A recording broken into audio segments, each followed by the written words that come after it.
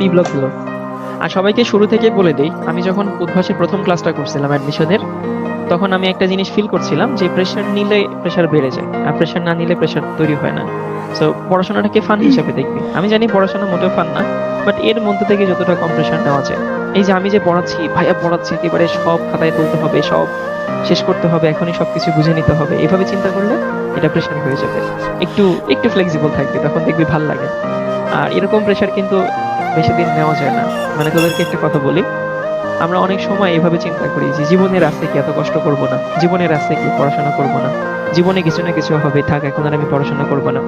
বিশেষ কর মানব জীবন এরকম যে কোনো একটা জীবনে সারা জীবন ধরে বা সারা বছর ধরে তুই ওই টপ লেভেল পরিশ্রম করতে পারবি না। টপ লেভেল পরিশ্রম করা সম্ভব না।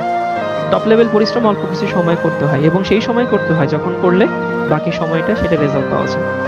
মানে যেরকম পরীক্ষার আগে 10 দিন পড়াশোনা করার, পরীক্ষার শেষ হওয়ার পরে 10 দিন পড়াশোনা করে তো লাভ নেই। তো সেজন্য আমাদের এখন পরিশ্রমের সময়, কিন্তু দেখা যায় যে অ্যাডমিশনটা আসলে অনেকটা ম্যারাথনের মতো। আমরা তো বোধহয় ম্যারাথন আর স্প্রিন্টের ডিফারেন্স বুঝি। স্প্রিন্ট মানে 100 মিটার দৌড়, আমাকে খেয়ে না খেয়ে দৌড়াইতে হবে, জীবন মরণ যা হয় হোক। আর ম্যারাথন মানে হচ্ছে আমার বিশাল একটা পথ পাড়ি দিতে হবে, 15-20 কিলোমিটার পথ পাড়ি দিতে হবে। তো সেখানে যদি আমি স্প্রিন্টের মতো শুরু করি, 100 মিটার দৌড়ের মতো শুরু করি, দেখা যাবে তো আমি তো আধা কিলোমিটার যাওয়ার পরে দৌড়াইতে পারবো না। তো নিজের আগাইতেও হবে, স্ট্যামিনা ধরে রাখতে হবে। তো শুরু থেকেই অতি আবেগে, মানে এটাকে অ্যাড্রিনালিন তাড়িত পরিশ্রম বলে। সো অ্যাড্রিনালিন তাড়িত পরিশ্রম না করে রিয়েলিস্টিক পরিশ্রম করবি, মাথায় রাখবি আমাকে একটা বিশাল জার্নি পার করতে হবে।